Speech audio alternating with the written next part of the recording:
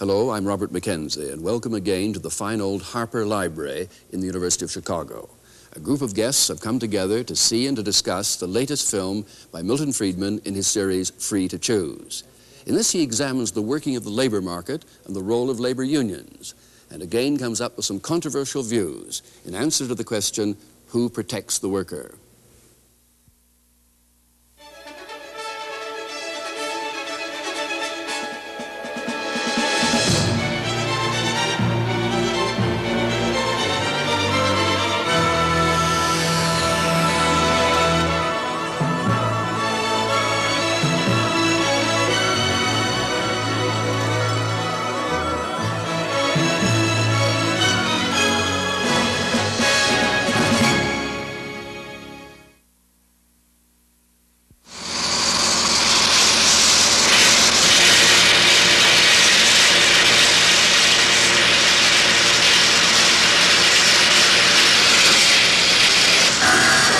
People who earn their living in a modern heavy industry seldom engage in the kind of back-breaking toil that was the everyday lot of most workers a century ago.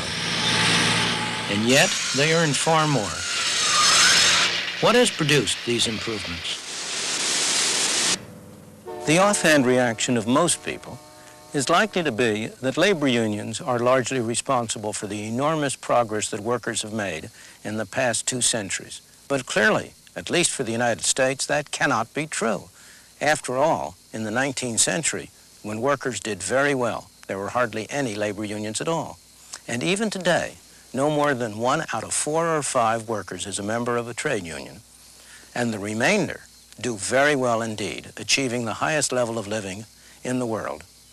Labor unions do, of course, benefit their members, but far from being a key to the development of the modern society, they are a throwback to an earlier pre-industrial era, to the agreements among craftsmen in the Middle Ages, or to go back even earlier, more than 2,000 years ago, to the agreement among medical men in Greece. From the tiny Greek island of Kos, the coast of Asia Minor is 4 miles away in the mist. 2,500 years ago, a hospital and medical school flourished on Kos. The great Hippocrates, the founder of modern medicine, worked there.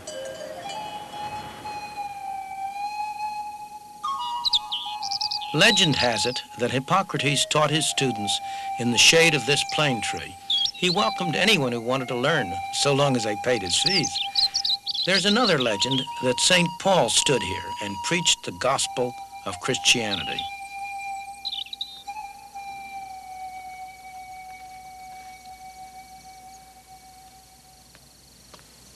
What isn't legend is that Hippocrates and his followers started medicine on the road forward to becoming a science.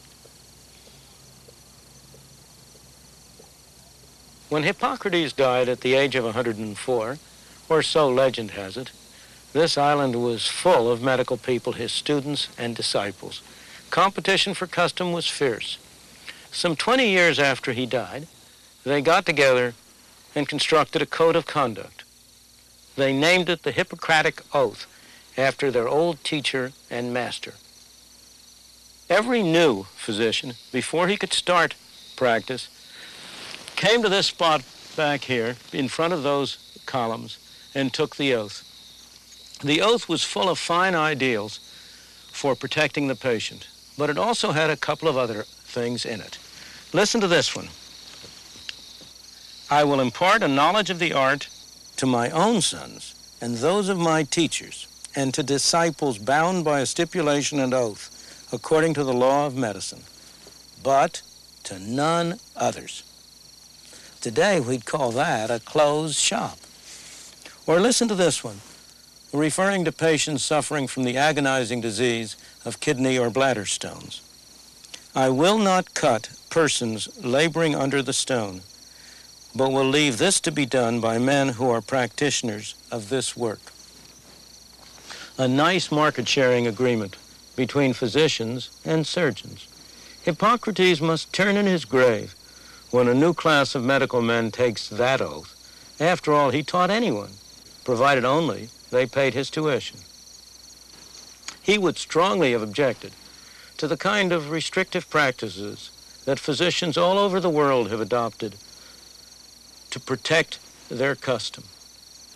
In the United States, the American Medical Association has for decades been one of the strongest labor unions in the country, keeping down the number of physicians, keeping up the costs of medical care, preventing competition by people from outside the profession with those in it. All, of course, in the name of helping the patient. Can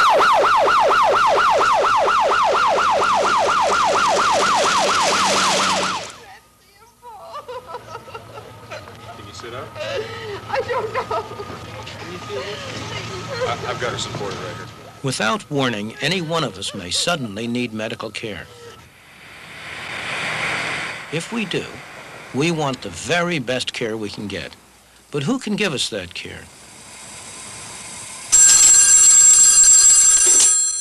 Is it always a graduate of an expensive medical school who has a union card called a medical license? Or might it be someone like this, a trained paramedic working for a private enterprise organization rendering emergency care? And hopefully we'll get a very good contract out of that. Many such businesses provide primary care for emergency cases in the United States. This particular paramedic team is attached to a fire department in Southern California. They're good at their job, but it's not unusual to find local physicians objecting. 492 and the paramedics responding. They take the Hippocratic oath here in the United States, and they believe that they should be the one that is treating their patient. They should be the one that saves that patient's life. And if someone else does it, it just kind of interferes with everything that they've been taught.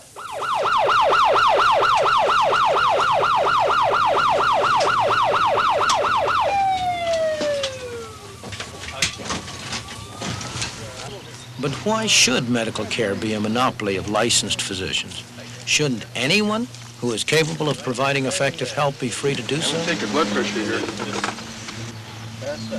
Anyone see him go down? Yeah, he was just laying here when we got here. You can be sure that no one will be able to stay in this business very long unless he can demonstrate by performance that he's doing a good job. Joe Dolphin knows that very well. We've taken some statistical samples of the kind of effectiveness paramedics have in California. I'll give you an example that in one district of California that we serve, which is a county, which is populated to the extent of 580,000 people, before the introduction of paramedics, less than 1% of the patients that suffered a cardiac arrest where their heart stopped lived through their hospital stay and were released from the hospital.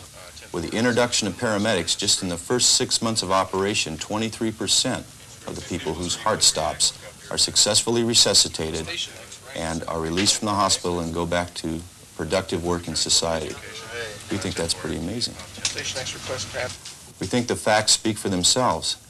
However, relating that to the medical community is sometimes very difficult. They have ideas of their own. Respiration's 12 and regular. Right. All right, looks good to me, Dave. Okay, Scripps, how are you reading this down there? Okay, you guys ready to go? Yeah. Check for it. Scripps says code 2. Code 2? Disputes between union and non-union workers are not always as high-minded as between organized medicine and Joe Dolphin.